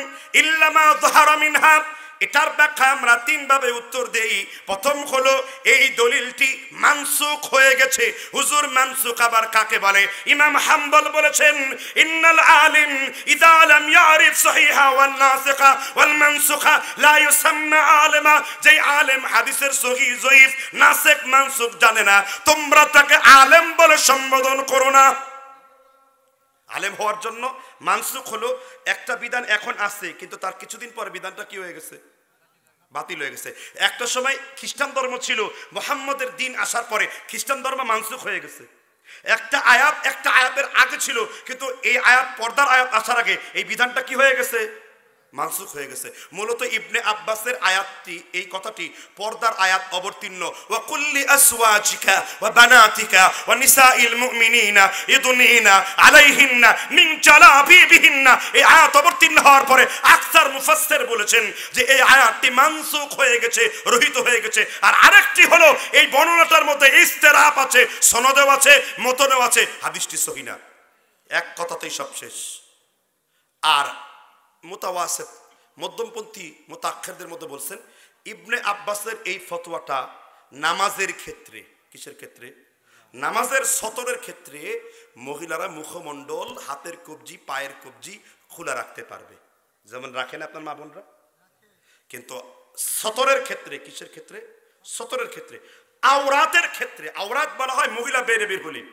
ইমাম শাফি ওয়াল্লাযীনা হুম লিফুরুজিহিম হাফিজুন কিতাবুল উম্মে লিখেছেন, মহিলাদের পুরো শরীর, কণ্ঠস্বর, এমনকি তারা যে জামা কাপড় শুকা দেবে এটাও লজ্জাস্থানের অন্তর্ভুক্ত। কেননা আল্লাহ কোরআনে বলছেন, ওয়া কুলনা কাওলান মা'রুফা। আল্লাহর নবী মেয়েদেরকে বলে দিন, তারা যখন পরপুরুষের সাথে কথা বলবে তারা যেন অত্যন্ত সংযত হয়ে কথা বলে। যেই আল্লাহ মেয়েদের কণ্ঠের ব্যাপারে ফতোয়া দিয়েছেন, আর আমাদের ইমাম, আমি নিজে এটার অনুবাদ করেছি, আল্লামা উসাইমিনী রিসালাতুল হিজাব একটা বই লিখেছেন, 19টা দলিল দিয়েছেন। শুধু জোয়ান মহিলা দূরের কথা, একজন বুড়া মহিলারও মুখমণ্ডল ঢাকতে হবে। আমাদের ফতোয়া এরকম, আমাদের ফতোয়াটা এরকম। আমরা পর্দার ক্ষেত্রে আমরা এইরকম ফতোয়া মানি, কারণ রাসূল বলেছেন আল মারউ আওরাত, মহিলাগুলো গোপন বস্তু। ফাইযা খরাজা বাইতান, যখন কোন মহিলা বেপরদা হয়ে রাস্তায় বের হয়, ইস্তাসরাফাহা শাইতান, তার সাথে ছুটতে শুরু করে শয়তান। ওয়া তুকবিল ফি সূরাতি শাইতানিন, সে শয়তানের সূরতে বের হয়, তুকবির ফি সূরাতি শাইতানিন, আর শয়তান হয়ে ঘরের মধ্যে ফিরে আসে। এজন্য আপনার মেয়ে যদি বেপরদা হয়ে বের হয়, আপনার মেয়ে একটা টাটকা শয়তান। আপনার স্ত্রী যদি বেপরদা হয়ে রাস্তায় বের হয়, আমি ঢোল পিটিয়ে, আমি ঢালা পিটিয়ে, মাইক পিটিয়ে, এই আমার যেই মেয়েদের কান পর্যন্ত পৌঁছেছে, তুমি হানাফি, মালিকি, শাফি, হাম্বলি যাও হও, তোমার মেয়ে যদি বেপরদা হয়ে বের হয়, আমি আহলে হাদিস আলেম, আমার ফতোয়া শুনে নাও, তোমার মেয়ে হলো তোমার জন্য জাহান্নাম, আর তুমি সে দায়ুস। ঠিক কিনা বলেন? আর কিভাবে আমি বলবো আমরা হক? বলেন, আমাদেরকে তাকফির করার কোনো নীতি আছে? পর্দার ক্ষেত্রে আমাদের আকীদা এরকম। এবার আসেন দাড়ির ক্ষেত্রে আমাদের আকীদা কি? আপনি হানাফি মাযহাব, এটা মাযহাবও দুর্বল, আপনার দাড়ি হলো এক মুষ্টি, ঠিক না? আর আমার মাযহাব শক্তিশালী, আমার দাড়ি, আমার হাদিস হলো রাসূলের দাড়ি খাটো না লম্বা? ইবনে ওমর বলেছেন জুজ্জুস সাওয়ারিদ বরখুল লিহা, বুখারীর কিতাবুল লিবাস, আমার কাছে যে নুসখা আছে 5044 নাম্বার, তোমরা গোফকে কর্তন করো, দাড়িকে লম্বা করো। বিন বাস আমাদের বিংশ শতাব্দীর সবচেয়ে বড় আলেম, যাদেরকে আমরা আকাবির মানি, মানে ইমাম মানি, বিন বাসদের কিতাব যেটা মাজমুউল ফতোয়া লিখেছেন, বা ফতোয়ায়ে বিন বাস বা লাজনা দায়েমার ফতোয়া, দাড়ি নাভি পর্যন্ত আপনি সর্বোচ্চ রাখতে পারবেন, নাভির নিচে গেলে কেটে ফেলতে হবে। কু পর্যন্ত? আমরা রসুলের আমলটা নিছি, কেননা আমরা সবগুলো কাজে মুহাম্মদ রাসূলুল্লাহর হাদিস ফলো করে চলি। এটা কি আমাদের পাপ? আমরা হাদিসকে খুঁজি, হাদিসটা সহিহ, হাদিসটা দঈফ, হাদিসের রাবি কি, হাদিসের দখল কি, জবতর রুয়া ঠিক আছে কিনা, ইত্তিসালুস সনদ ঠিক আছে কিনা, হাদিসের মধ্যে ইদরাস হয়েছে কিনা, মুদ্রাস হয়েছে কিনা, সুজুজ আছে কিনা, শাওয়াহিদ কি, মুতাবাআত কি, তোমরা খোঁজো না। আমরা হাদিস পাইলে আমল করি না, হাদিসটিকে চুলচারা বিশ্লেষণ করি, হাদিসটা কতটুকু সত্য, এটা কি অপরাধ? হ্যাঁ, এই জন্য আমাদের ভাইদেরকে মনে হয় বাড়াবাড়ি করে। বাড়াবাড়ি তো তোমরা করেছো, আর আমরা তোমাদের বাড়াবাড়িগুলো ধরিয়ে দিচ্ছি। আমাদের প্রতি খেপা হওয়ার, আমাদেরকে না দেখতে পাওয়ার একটা কারণ বর্ণনা করছি, বলেন বলবো কিনা? ডাক্তার জাকির নায়েক বক্তব্য করে হাজার হাজার লক্ষ লক্ষ হিন্দুকে মুসলমান বানিয়েছে, এই জন্য গোটা ভারতবর্ষ তার উপর খেপে গিয়েছে, এই জন্য তিনি মালয়েশিয়াতে নির্বাসনে আছে। আমার বক্তব্য না, মামুনুল হক সাহেব, আমি লেখাপড়া করেছি আমার উস্তাদ আল্লামা আজিজুল হক বুখারীর কাছে। 7 মসজিদ আমাদের জামিয়া রাহমানিয়ার একটা পত্রিকা লেখা হতো, রাহমানি পয়গামে জাকির নায়েক নিয়ে আলামত প্রকাশ করা হয়েছে যে ফিকহি বিষয়ে তার সাথে মত পার্থক্য থাকতে পারে, কিন্তু ইসলাম প্রচারের ক্ষেত্রে তিনি আমাদের একটা মুসলমানের সম্পত্তি। সুবহানাল্লাহ। নিজেদের ঘরের আলেমদের সাবধান করেন আগে। চকশতে বসে এনায়েতুল্লাহ আব্বাসী জাকির নায়েকের প্রশংসা করে নাই, বয়সে প্রশংসা করে নাই, বুঝলেন এবার? জাকির নায়েক, আসলে জাকির নায়েকের কথা শুনে মানুষ ভণ্ডামি ছেড়ে দিচ্ছে, মানুষ ধর্ম ব্যবসায়ীদেরকে চিনে ফেলতেছে। আমাদের বক্তব্য শুনলে তো ধর্ম ব্যবসা থাকে না, তাদের পীরগিরি নিয়ে প্রশ্ন চলে আসে, ফতোয়াবিদ্ধ হয়ে আসে, এই জন্যই খেপে গেছে, অন্য কিছু না। কথা বোঝেন নাই? কিন্তু এত এত বিষেধাগার করে আমাদের বিরুদ্ধে এত কথা বলে, এই যে মানুষের কাছে আপনারা যে জানায় দিচ্ছেন এরা খারাপ, এরা খুব বিশ্রী, এইটা শোনার জন্য মানুষ কান পেতে বসে আছে। আর একদিন এই লোকেরাই বলবে ভাই এরা তো সব কোরআন হাদিস কয়, আমরা তাদের অনুসরণ করি। আলহামদুলিল্লাহ বলেন, এটা তো আমাদের জন্য বিজয় দিবস। আপনারা আমাদের বিরোধিতা করবেন আর আমরা আপনাদের প্রশংসা করব। আপনারা আমাদের মারবেন, আমরা আপনাদেরকে আমাদের গাল পেতে দেব। আপনারা পীরের কিচ্ছা শুনিয়ে জনগণকে ভুলাবেন, আমরা তার জবাবে কোরআন হাদিস বলে জনগণকে আমরা ইসলামের পতাকা তুলে নিয়ে আসব। আপনারা বিদআতের পক্ষে থাকবেন, আমরা সুন্নতের পক্ষ থাকব। আপনারা শিরকিয়াত জিন্দেগি করবেন, আমরা শিরকিয়াতের পরিবর্তে তাওহীদের দাওয়াত দেব। এই যে তাওহীদের দাওয়াত দিয়ে যাচ্ছি আপনার এলাকায়। আমরা মাহফিল পাওয়ার জন্য বক্তব্য করি না, আর আমি একেবারেই না। আমি চাই একটা জাতি যেন সহি জিনিসটা মানে, কথা বুঝতে পারছেন কিনা? আর আমি চাই আপনাদের দ্বন্দ্বগুলো মিটে যাক, যে যার মতো আমল করছে করুক, কারোর সাথে আপনারা বাড়াবাড়িতে লিপ্ত হবেন না, এটা আপনাদের প্রতি আমার নসিহা। কথা বুঝতে পারছেন কিনা? আমি শুধু এসেছি আমাদের আমলগুলো সহি কিনা এটার জবাব দেওয়ার জন্য। এখন বলেন আমাদের আমলগুলোর ব্যাপারে আপনাকে আমি বেশি কিছু বলবো না, একটা আমল দেখান যেই আমল আমরা আহলে হাদিসরা আমল করি, কোরআন এবং হাদিসের বাইরে আমল করি। আমি তওবা করব, আবার চরমনায় পীরের ভর্তি হয়ে যাব, আবার পাশান পাশে জিকির নিব, আবার ইসলামী আন্দোলনের দায়িত্ব হাতে তুলে নিয়ে আসব, আমার কোনো আপত্তি নেই। কিন্তু আমাকে দলিল দিতে হবে যে আমাদের একটা আমল কোরআন হাদিসের বাইরে আছে। আপনাদেরটা ভুল আমি এটা বলবো না, আমাদেরটা সঠিক আমি এটা শুধু বলবো। ক্লিয়ার না ক্লিয়ার ভাই সব? আমি তো হাদিসের বাইরে বলছি না, বাইরে বললে আমাকে ধরবেন, ফোন করবেন, কথা বলবো, ভাই এখন বলবেন এখনই বসবো, সমস্যা নেই। কথা ক্লিয়ার না ক্লিয়ার? এবার তারপরও আপনি এক শ্রেণীর লোকের সমালোচনা করতেই দেখবেন, কারণ এক শ্রেণীর লোক আছে তারা কখনো মুসলমানদের মধ্যে সম্পৃক্তি ভালোবাসা চায় না। তারা চায় ভাই ভাইকে মারুক, তারা চায় ভাই ভাইকে কতল করুক, তারা চায় মসজিদে এক ভাই আরেক ভাইয়ের বিরুদ্ধে ফতোয়া দিক আর কাফেররা তার বিরুদ্ধে নিয়ে এ তাদের মুসলমানদের ইসলামে 12টা বাজিয়ে দিক। ঠিক না ঠিক? এইসব কাজ আপনারা করার চেষ্টা করবেন না। আল্লাহ তাআলা আমাদের বুঝবার তৌফিক দান করুন। তাহলে পর্দার ক্ষেত্রে আমাদের দলিল আছে তো নাকি? আচ্ছা, দাড়ির ক্ষেত্রে আমাদের দলিল আছে তো নাকি? আচ্ছা আছে। এবার আরেকটা স্পর্শকাতর বিষয় নিয়ে আমরা সামনে যাব, তারপর আমরা কথা বলবো। ঠিক না ঠিক? আচ্ছা, আমাদের মহিলারা কোথায় নামাজ পড়ে? ঘরে। আপনাদের কিন্তু আহলে হাদিসের মহিলারা তারা কোথায় যায়? মসজিদে যায়। ফতোয়াটা হলো 2 রকম। 5 ওয়াক্ত নামাজ ঘরের চাইতে মসজিদে পড়া অবশ্যই উত্তম, কোনো সন্দেহ নেই, এই ব্যাপারে সবাই একমত। কয় ওয়াক্ত নামাজ? কিন্তু জুমার দিন সেই নারী যদি ফিতনা মুক্ত থেকে হাত মুখ ভালো করে ঢেকে পর্দার সাথে আল্লাহর ঘর মসজিদে যে খুতবা শুনে, খুতবা মানে ওই যে আপনি যে বয়ান করলেন ওইটা শুনতে যায়, এটার ব্যাপারে দলিল আছে মুসলিম শরীফের 1620 নম্বরে ইবনে ওমর বলেছেন, সামি'তু রাসূলুল্লাহ সাল্লাল্লাহু আলাইহি ওয়াসাল্লাম ইয়াকুল, আমি আল্লাহর নবীকে বলতে শুনেছি, লা তামনাউ নিসাআকুমুল মাসাজিদ, আল্লাহর কোন বান্দীকে মসজিদে যাইতে বারণ করো না। ইদাস্তাআযান্নাকুম ইলাইহা, সে যদি মসজিদে যাওয়ার জন্য অনুমতি চায় তোমরা তার অনুমতি দিয়ে দাও। কি সুবহানাল্লাহ বলবেন না? বাজারে গেল ফতোয়া নাই, মাজারে গেলে ফতোয়া নাই, কিন্টার গার্ডেনে ভর্তি হতে গেল ফতোয়া নাই, মাস্তুরাতের জামাতে গেল ফতোয়া নাই, আর বাজারে ছেলেদের সাথে কলাকুশি করে বাজার করে শূন্য হয়ে গেল, ফতোয়া নাই। আর হেদায়েতের জন্য আল্লাহর ঘর মসজিদে ইবনে ওমরের হাদিস মেনে তিনি সংশোধন হওয়ার জন্য ঈদের খুতবায় আর মসজিদের খুতবায় জমায়ে গেল, আর যত ফতোয়া তার বিরুদ্ধে দেয় কোন বেটায়। আমি আল্লাহর কসম করে বলছি, মহিলাদের মসজিদে গমনের ব্যাপারে ইবনে ওমরের মতন এইরকম একটা হাদিস কেউ দলিল দিয়ে দেখাতে পারবে না। সুবহানাল্লাহ বলে। তাহলে 5 ওয়াক্ত নামাজ কোথায় পড়া উত্তম?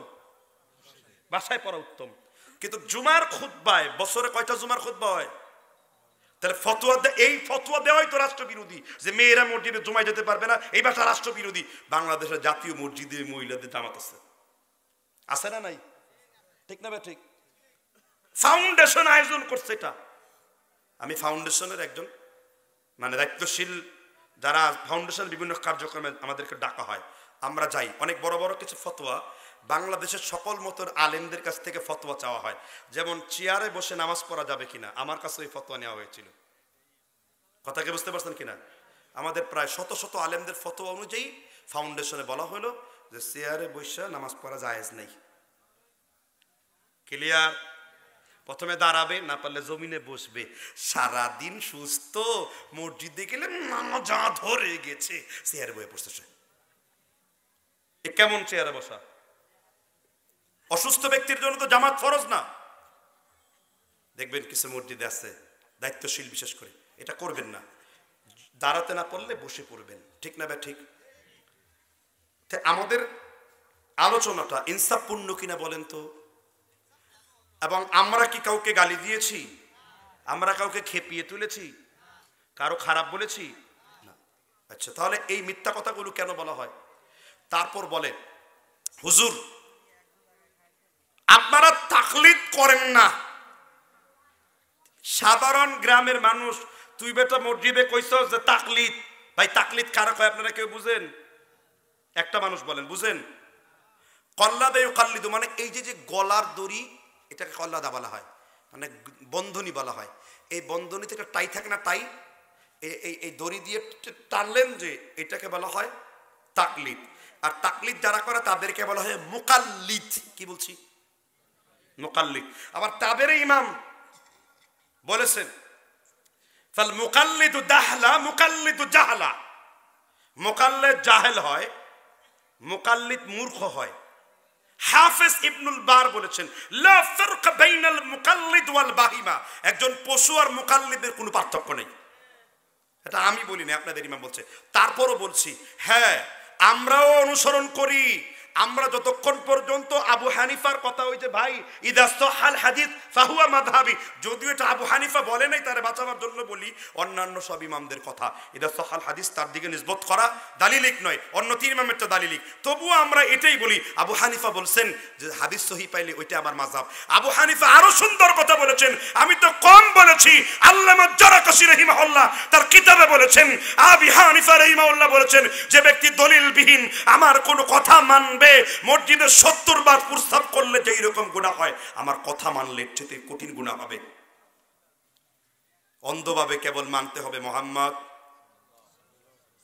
আবু হানিফা বলে দারমুহু জিদার, দেয়ালের বাইরে মারো। হুজুর এই কথা আপনারা কোথায় পান? এই কথা আপনাদের রাদ্দুল মুখতার এবং দুররে মুখতারের মধ্যে হাসিয়া 65 নম্বর পৃষ্ঠাতে লেখা আছে। আল্লামা আবিদিন শামী ফতোয়া শামীর পৃষ্ঠার মধ্যে ওইটা আনছেন। আল্লামা মুহল্লি অর্থাৎ হলো আব্দুল হাই লাখনবী ফিরিঙ্গি মুহল্লি তার মাজমুল ফতোয়ার মধ্যে তিনি এটা আনছেন। আল্লামা আপনার শাহ ওয়ালিউল্লাহ মুহাদ্দিস দেহলভী তার কিতাবের মধ্যে ফতোয়া আনছেন।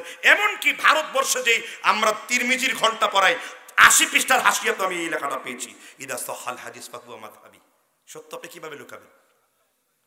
কাজেই আপনারা এ বাড়াবাড়ি করেন না। আমাদের মহিলাদের মসজিদের দলিল আছে বিদায়ী আমরা সেখানে যাই। কথা বুঝতে পারছেন কিনা? ঠিক না ব্যাঠিক? এবার আসুন হুজুর, অনেক তো শুনলাম, তাহলে আসলে আপনাদের লক্ষ্য উদ্দেশ্য কি? প্রত্যেকটা মানুষের একটা লক্ষ্য উদ্দেশ্য আছে না? আমাদের লক্ষ্য উদ্দেশ্য হলো মানুষ যাতে করে কোনো মানুষের ফতোয়া অনুযায়ী আমল না করে, হাদিস ভিত্তিক, সহি হাদিস ভিত্তিক। একটা সময় কাগজ ছিল না, একটা সময় বই ছিল না, একটা সময় পাণ্ডুলিপি ছিল না। আর আমার মোবাইলে শামেলা কামেলা এমন সফটওয়্যার আছে, 43,000 কিতাব একসাথে রাখা আছে। আমি ক্লিক করলেই পাচ্ছি, এটা তো সফটওয়্যার আছে বাহিসুল হাদিস। আমি কোন কোন জায়গা থেকে হাদিস বললাম, ক্লিক করলেই তার তাহকিক তাখরিজ তার হুকুম সহ চলে আসতেছে। এটা তো আগে ছিল না। বুঝতে পারছেন কিনা? মুজাহিদুল আজম আল্লামা শামসুল হক ফরিদপুরি, চিনেন তাকে কেউ? কে কে শুনেন? হাত তুলেন। নাম শুনছেন? মাওলানা আশরাফ আলী থানভী কি? আল্লামা আজিজুল হকের উস্তাদ, আমার উস্তাদ আল্লামা আজিজুল হক ঢাক্কি, তার উস্তাদ শামসুল হক ফরিদপুরি, তার উস্তাদের নাম হলো আশরাফ আলী থানভী রহমাতুল্লাহ আলাইহি। আশরাফ আলী থানভীর উস্তাদের নাম হলো, এইভাবে চলে এসেছে আপনার এই যে কাসেম নানাতুবি রহমতুল্লাহ আলাইহি, হাজী আমদাদুল্লাহ মুহাজ্জিরে মাক্কি। এটা হলো সিলসিলা। আমি যখন গোপালগঞ্জে মাহফিল করার জন্য যাই, আর যখন শামসুল হক ফরিদপুরীর কবর আসে, আমি হাত তুলেও তার জন্য দোয়া করি। কি জন্য করি? কারণ তিনি সত্য প্রকাশ একটা বইয়ের মধ্যে লিখেছেন, হানাফি মাযহাব মানবার পরেও যদি কেউ হাদিস মানিয়া লইয়া রফাইদান করিয়া লয়, আমিন জোরে বলিয়া লয়, তারাবি 8 রাকাত পড়িয়া লয়, এতে তার হানাফিয়াত বাতিল হয় না, এতে তার হানাফিয়াত শক্তিশালী হয়ে যায়। কত চমৎকার কথা বলছেন তিনি, উনি বলছেন। আর আপনাদের বলেন কোনো খেয়াল নাই। কথা কি বুঝতে পারছেন কিনা? কোনো হোশ নাই। शेर की सर पे बिल्ली खल रही, कैसा है मुसलमान का बदनसीब, शहादत की दामन न भूल गई, तस्बीह की दानों में जन्नत ढूंढ रही। মহাকবি আল্লামা ইকবাল বলেছিলেন। কথা কি বুঝতে পেরেছেন কিনা? এই বক্তব্য করতে হিম্মত লাগে, ইলমের কুওয়াত লাগে, আল্লাহর কোরআনের সেই শক্তি আপনার কাছে লাগে। আপনার মতো মৌলবীর কথাই সেই তাসির নাই, কিন্তু আমার কথা শুনে তাসির আছে। আমি কাচ্চা কাহিনী ছাড়াই লোকদেরকে হাদিস শোনাতে পেরেছি। আমার বিপরীত মত হওয়ার পরও তারা প্রায় 2 ঘন্টার কাছে আমার বক্তব্য শুনছে। এটাই তো আলহামদুলিল্লাহ। ঠিক না ঠিক? হুজুর, কোরআনের ব্যাপারে আপনার আকীদা কি? কোরআন কারীম শিখানোর ব্যাপারে আকীদা কি? মাদ্রাসা আপনাদেরও আছে, কওমি মাদ্রাসা, সহিহ আকীদার আলেমদেরও আছে। আলহামদুলিল্লাহ বলে। ওই যে আমার ভাই এক কওমি মাদ্রাসা শিক্ষক আমার পূর্বে আলোচনা করে গেল, কওমি মাদ্রাসায় পড়ায়। আমাদের সহিহ আকীদার ঘন্টা আছে, আমাদের হাদিসের ক্লাস আছে, আমরাও নাহু পড়ি, আমরাও সরফ পড়ি, আমরাও ফতোয়া পড়ি, আমরাও উসুল পড়ি, আমরাও তাফসীর পড়ি, আমরাও কোরআন হাদিসের ব্যাখ্যা নিজের মতো করি না। আর বাংলাদেশের মানুষ কেন আহলে হাদিস হয়ে যাচ্ছে জানেন? কারণ আমরা দলিল ছাড়া কোনো কথা বলি না। আপনারা মাইক পেলে এই জেবেলের বেবিন আর গুনগুন করে গান গাইস না, আমার নবীর রুটি দে গোস্ত দে, নবীর খিদা লাইগা গেছে। জাবেরের বিবি গুন গুন কইরা গানটা গাইতেছিল। আকাশেতে লক্ষ তারারা জোনাক জ্বলেছে, আল্লাহ তাআলার রহমতের দুয়ার খুলেছে বাইরি। অথচ কোরআনেও নাই, হাদিসেও নাই। আর আমার নবী বলেছেন, ইবনে আমার বর্ণনা করেছেন, বাল্লিগু আন্নি ওয়ালাউ আয়া ওয়া হাদিসু আন বানি ইসরাঈলা ওয়ালা হারাজ ওয়া মান কাযাবা আলাইয়া মুতাআম্মিদান ফালিয়াতাবাওয়া মাকআদাহু মিনান নার। আল্লাহর নবী বলেছেন, একটা আয়াত শিখো, মানুষের কাছে একটা আয়াত পৌঁছে দাও। আয়াত বলা হয় আল্লাহর কালামকে, আয়াত বলা হয় নবীজির হাদিসকে। সুবহানাল্লাহ বলে। সমস্যা আছে? এজন্য মানুষ আমাদের কথা শুনে, কারণ আমরা দলিল ছাড়া কোনো কথা বলি না। আর দলিল ছাড়া কথা বলে তার নাম শয়তান। কি ছাড়া কথা বলে? দলিল ছাড়া যে কথা বলে তার নাম কি? শয়তানের কথায় কোনো দলিল নেই। ওয়া ইয কুলনা লিল মালাইকাতি ইসজুদু লি আদম, আল্লাহ বলেন আদমকে সিজদা করো। সবাই করলো, ইল্লা ইবলিস। কে করলো না? ইবলিস করলো না। বলল আবা ওয়াস্তাকবার, সে বলল আনা খলাকতাহু মিনান নারি ওয়া খলাকতাহু মিন তিন, তুমি আল্লাহ আমাকে আগুন দ্বারা, আদমকে মাটি দ্বারা, আর আদম মাটির তৈরি। মাটি হলো আগুন হলো উপরের দিকে যায় আর মাটি নিচের দিকে যায়। ইবলিস যুক্তি দিল, উপরকে নিচকে সিজদা করতে পারে নাকি? তার মানে হলো আমরা দেই দলিল আর তারা দেই যুক্তি, আমরা দেই প্রমাণ আর তারা দেই মিলজিল খুদা সিৎকার, নেচে খুদে একাকার। ঠিক না ব্যাটি? আমরা দলিল দিয়ে ছাড়া কথা বলি না। অথচ তারা মুসলিম শরীফের মুকাদ্দামায় পড়ছে, ইন্না হাদাল ইলম দীনুন ফানদুরু আম্মান তাকুদুনা দীনাকুম। তুমি কার কাছ থেকে দিন শিখছো? কোন হুজুর, কোন শায়েখ, হাজত রাওয়া, মুশকিলে কোশা, ফানায়ে মিল্লা, বকায়ে বিল্লাহ, মুজাদ্দেদে জামান, কুতুবে দাওলান, শাহ সুফি, মাহবুবে খোদা, পীরে খোদা হক্কানি, গায়ে আমার চুলকানি, পীরে খোদা কুতকুতানি। আমরা এগুলো নেই না। ঠিক না বে ঠিক? আমরা দলিল দেই। তুমি আল্লাহর কথা বলছো, রসুলের কথা বলছো, তুমি হানাফি হলেও আমার ভাই, তুমি মালিকি হলেও আমার। যেই পর্যন্ত তোমার কথা আল্লাহর রাসূল, সাহাবী, কোরআন হাদিসের সাথে মিলছে। ঠিক না ঠিক? এই জন্য আমাদের লোকেরা দলিলের বাইরে কোনো কথা বলে না। আলহামদুলিল্লাহ। কিন্তু আপনারা তো দলিল ছাড়াই কথা বলেন। আচ্ছা, আমি যতগুলো কথা বলেছি প্রত্যেকটার পেছনে দলিল ছিল কিনা? আমার ভাই যতগুলো কথা বলেছে প্রত্যেকটার পেছনে দলিল ছিল কিনা? আর এই জন্য আমাদের দেশে সহি জিনিসটার প্রচার প্রসার লাভ করছে। আর আপনারা যদি মনে করেন যে না আমরা দলিল ভিত্তিক আলোচনা করছি, তাহলে আর কোথাও কখনো আমাদের মাহফিলগুলোতে বাধা দেবেন না। ভুল থাকলে ভুল ধরাই দিবেন, হয় শিখবেন নয় শিখাবেন, নয় উস্তাদ হবেন নয় ছাত্র হবেন, যে কোনো একটা হবেন। ঠিক না ঠিক? ঢিল পারবে না। আমি বাপের বেটা, আমি রেডি, কোথায় আসতে হবে বলবেন, আমি বসবো। যদি আমার ভুল হয় জুতো মারবেন গালে, আমি গাল পিতে দেব। এর চাইতে কি বলবো আপনাকে বলেন? আর কি বলার আছে আপনি বলেন? আমি আপনাদের কোনো ব্যক্তিকে কটাক্ষ করেছি? আপনাদের কোনো আমলের ব্যাপারে আমি কটাক্ষ করেছি? বলছি যে আপনাদের আমল হয় নাই? বলছি আপনারা বেদাতি? বলছি আপনারা বাতিল? এটা বলি নাই। আমরা বলছি আপনি দলিল ভিত্তিক আমল করেন, দেখেন আমাদের দলিলগুলো মিলেছে কিনা। একটু পড়াশোনা করেন, গবেষণা করেন, দেখবেন যে আপনার ভালো লেগে যাবে। কি লেগে যাবে? তাহলে কোরআন সম্পর্কে আমাদের আকীদা হলো, কোরআনটা কার সৃষ্টি? আরো জোরে, আরো জোরে নাউযুবিল্লাহ কোন, নাউযুবিল্লাহ। কোরআন কারীম আল্লাহর সৃষ্টি নয়। নতুন কথা শুনছেন? প্রথম বলেছেন ইমাম আবু হানিফা রাহমাতুল্লাহ আলাইহি, কোরআন হলো আল্লাহর কালাম, কোরআন হলো আল্লাহর বাণী, কোরআন আল্লাহর সৃষ্টি নয়। আল্লাহর সৃষ্টি হলো আকাশ, আকাশ ধ্বংস হয়ে যাবে। ইদাস সামাউ ফাতারাত, এই জমিনকে আল্লাহ সৃষ্টি করেছেন, এই জমিনকে ধ্বংস করবেন কি? কোরআন হলো আল্লাহর কালাম। কোরআন কি? আল্লাহর যেমন কোনো ধ্বংস নাই, আল্লাহ যেমন আজালি, আল্লাহ যেমন আবাদি, अल्लाह जमन सिफात कमालिया जो हमेशा से होगी और हमेशा रहेगा नस्तना को सीखेगी আমার কথা নয় আমাদের উস্তাদ তালিমুল ইসলামে মুফতি কাফায়াতুল্লাহ সাহেব আমাদের ইবতেদায়ী ঘন্টা এটা পড়ায়াছেন আছেন কবি মাদ্রাসায় তালিমুল ইসলাম মুফতি কাফায়াতুল্লাহ সাহেবের দলিল দেখবেন আল্লাহ সম্পর্কে সিফাতে কামালিয়া কিয়া কিয়া হয় উত্তর আছে সেখানে কথা বুঝতে পেরেছেন কিনা তো যা হোক, অনেকক্ষণ পর তো সময় হয়ে গেছে তো না, প্রায় 11:15 কাছে বেজে গেছে, আলহামদুলিল্লাহ বলেন। আচ্ছা, এবার আমি বাকি 20 মিনিট রেখেছি গুরুত্বপূর্ণ প্রশ্ন উত্তরের জন্য। আপনাদের আমার ওয়াজ নিয়ে অনেক প্রশ্ন আসতে পারে, ঠিক না? ঠিক ঠিক আছে, বুঝতে পারছেন কিনা? এরপর যদি আপনারা মনে করেন যে আপনাদের মধ্য থেকে কেউ বাহাস করবেন, তাহলে একটা মাইক নেবেন, বসবেন, আমি প্রশ্ন করব, আপনি উত্তর দিবেন, আপনি প্রশ্ন করবেন, আমি উত্তর দিব, আপনি দলিল দেখাবেন, আমি জবাব দেব, আমি দলিল দেখাবো, আপনি জবাব দিবেন। যদি সাহস করেন, আপনার জন্য বাহাসের লিঙ্ক উন্মুক্ত করে দেওয়া হলো, আমি রেডি আছি আলহামদুলিল্লাহ। শায়েখ একজন বক্তা বলেছেন রাসূলের পিতামাতা জাহান্নামী। এটা মিজানের প্রশ্ন, উত্তর দেন। এটা কবরের প্রশ্ন, এটা আখেরাতের প্রশ্ন। হ্যাঁ, এটা আপনাকে কবরে কোনো প্রশ্ন করা হবে রাসূলের পিতামাতা জাহান্নামী সংক্রান্ত কোনো প্রশ্ন আছে?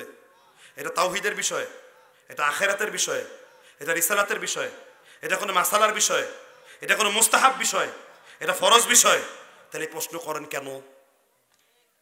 ইমাম শাফঈকে এই প্রশ্ন করলে তিনি কষ্ট পাইতেন মনে, যে এটা উত্তর দেওয়ার দরকার নেই। কথা বুঝতে পারছেন কিনা? তাই যেটা প্রয়োজনীয় নয়, আমি ওই হাদিস বলতে পারি। মনে করছেন আমি হাদিস জানি না? আনাস ইবনে মালিকের হাদিস, ক্বালা ইন্না রাজুলান ইয়া রাসূলুল্লাহ ইন্না আবি ক্বালা ফিন নারি ওয়া ক্বালা ইন্না আবি ওয়া বাকা ফিন নারি। আমি জানি হাদিস, কিন্তু না, সব প্রশ্ন সব জায়গায় দেওয়া উচিত না। আমি কি ঠিক বলেছি কিনা শেখ? আমাদের মৌলিক প্রশ্ন করেন যেগুলো আসল জিনিস, এটা জানার দরকার নেই, ঠিক না? ঠিক। পেশাব পায়খানা করার পর ঢিলা কুলুক করা যাবে কিনা? উত্তর দিয়ে নি। আত-তুহুর শাতরুল ঈমান, পরিচ্ছন্নতা ঈমানের অংশ। প্রস্রাব করার পরে পবিত্রতার যতটুকু আপনি ঢিলা বা পানি ব্যবহার করেন, আপনার জায়গায় বসেই আপনি করবেন। কি বসে করবেন? একজন পুরুষ আরেকজন পুরুষের লজ্জাস্থান দেখা হালাল না হারাম? আপনি যেটা চাপ দিয়ে পুরুষের সামনে নেচে কুদে একাকার হচ্ছেন, এর দলিল কি? আল হায়াউ শু'বাতুম মিনাল ঈমান, লজ্জা হলো ঈমানের কি?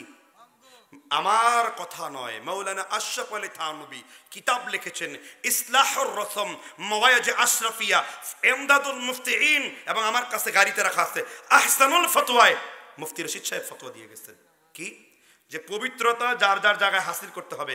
হানাফি মাযহাবের দোহাই দিয়ে কুলুক একটা নিয়ে বাজারে মেয়েদের সামনে দেখালেন, পুরুষের সামনে দেখালেন, আপনি পবিত্রতা হাসিল করতে যে আপনি সীমা লঙ্ঘন করেছেন, ঠিক না ঠিক? ওই যে আবু হানিফার চেইনটার নাম বলি নাই তো, আবু হানিফার উস্তাদের নাম কি? একজন ব্যক্তি বলেন।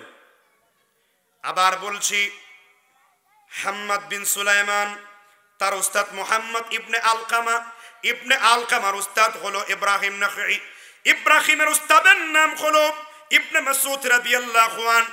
মুসনাদে আহমদের মধ্যে মুসনাদ বর্ণনা করা হয়েছে, ইবনে মাসউদ রাদিয়াল্লাহু আনহু এত বিদ্ধ হয়েছিলেন, তার চোখের কোটর থেকে চোখ বের হয়ে গিয়েছিল, তবুও তিনি কোনোদিন এইরকম কুলুক নিয়ে রাস্তার মধ্যে হাঁটাহাঁটি করেন নাই। তার জায়গায় বসেছেন, পবিত্রতা হাসিল করেছেন, যতক্ষণ প্রয়োজন পড়েছে সেইখানে করেছেন, লোকচক্ষুর অন্তরালে করেছেন। কিন্তু এইটা হাতে নিয়ে লাফালাফি করে আরেকজন পুরুষকে নিজের লজ্জাস্থান দেখা, এত বেলাহা, এত বেলজ্জা, এত লজ্জাহীন, এত রকমের বাটপার হলে তুমি কি করে? যার দলিল আল্লাহর কিতাবে নাই, হানাফি মাযহাবে নাই, শাফি মাযহাবে নাই, মুসনাদে আহমদের মধ্যে নাই, ফতোয়া আলমগীরিতে নাই, ফতোয়া স্বামী ফতোয়া স্ত্রীতে নাই, রাদ্দুল মুহদারে নাই, কানজুদ দাকায়াকে নাই, সরবে কিয়াতে নাই, নুরুল আনওয়ারের ভিতরে নাই, তাহলে তুমি কেমনে আমল করো? কোন দলিলে করো?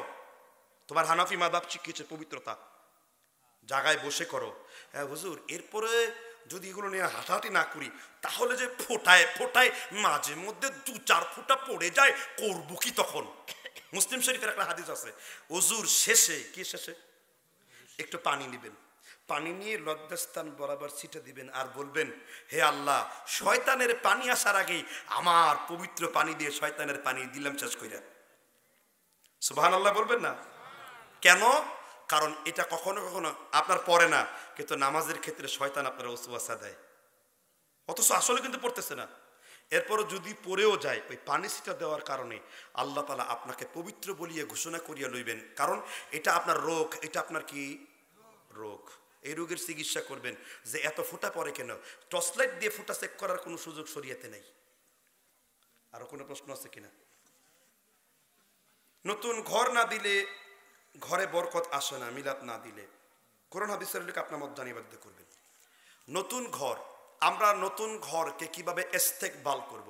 আচ্ছা, ইস্তেকবাল মানে কি? বরণ করা, নাস্তাকবিল, ইস্তেকবাল। তিনটি প্রমাণ আছে সালাফদের কওল থেকে। প্রথম হলো, আপনি নতুন ঘর তৈরি করে 2 রাকাত সালাত আদায় করবেন। কয় রাকাত? দ্বিতীয় কাজ হলো, আমানার রাসূলু বিমা উনজিলা ইলাইক কুল্লুন আমানা বিল্লাহ, অর্থাৎ সূরা বাকারার শেষ 2টা আয়াত তেলাওয়াত করবেন, আলহামদুলিল্লাহ বলেন।